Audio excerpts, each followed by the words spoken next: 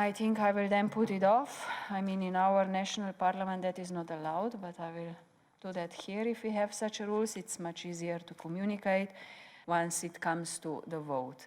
Now, I guess you have documents and it's fine for everyone, so we can endorse it.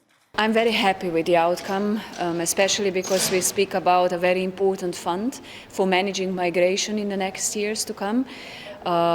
We speak about almost 10 billion of euros that will be dedicated to national programs, to the thematic facility, to the Commission, how to manage migration in a way that we ensure solidarity, we ensure money for countries to resettle, relocate people, for integration of people that are entitled to stay in Europe.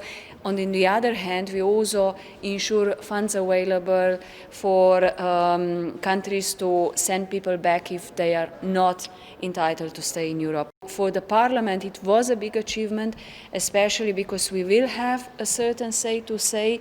In the future, we will have better transparency, tougher rules, how to really follow the money flows and who will be entitled to get the money. There is no fear that we would be building some sort of camps or prison in third countries. I think we have reached today that we can continue to support reception systems in Europe, to support solidarity in a member state, between member states, that we can continue to resettle people in need from third countries to the European Union, that we can look and integrate after those that receive protection status in Europe, and that we can return those that have arrived irregular and do not receive protection. So I think it's a very well-formulated, well-calibrated package that shows an added value to the European citizens in how we deal with asylum, migration and returns.